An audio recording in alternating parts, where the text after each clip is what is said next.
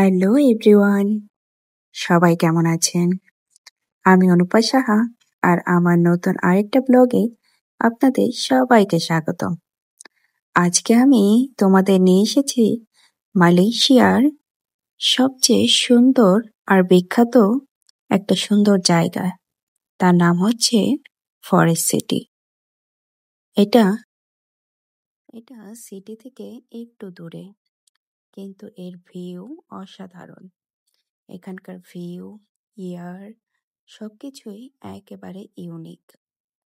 আজকে আমরা শুধু ফরেস্ট সিটি ঘুরে দেখব না, আজকে আমরা দেখব এখানকার বাসাগুলো। আমাদের আজকের যে বাসাটা দেখব সেই বাসাটার দাম হচ্ছে 2.2 মিলিয়ন।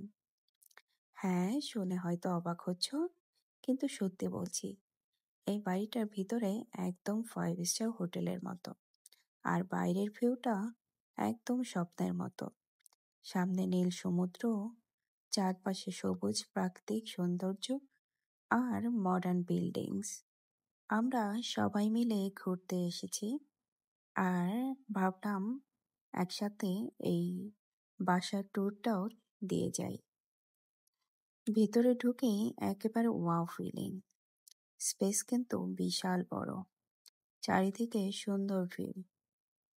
আমরা এখন যেখান দিয়ে ঘুরছি ঠিক সেই ভিউটা বারান্দা থেকে দেখা যায়। সামনে সমুদ্র, নিচে সুন্দর বাগান আর সুন্দর সুন্দর বিল্ডিং। তো চলো আমরা আমাদের এই বাসার ট্যুরটা দিয়ে নিই। প্রথমে ঢুকে যেটা মনে হলো, যেটা একদম কিচেনের স্পেসটা কিন্তু বেশ বড়। চারপাশে গ্লাস উইন্ডো আর বাইরে সবুজ গাছপালা এক নজরে দেখা গেল। আমি বেশি ভিডিও করতে পারিনি, জাস্ট অল্প অল্প ভিডিও করেছি।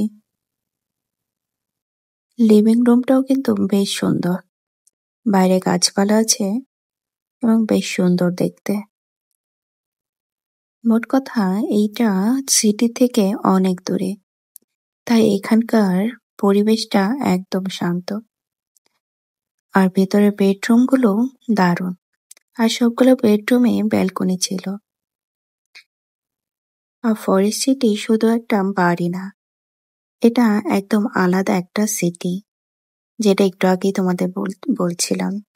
এখানে আছে নিজস্ব school, shopping centre, sports area আর রিসোর্ট লেভেলের সুবিধা।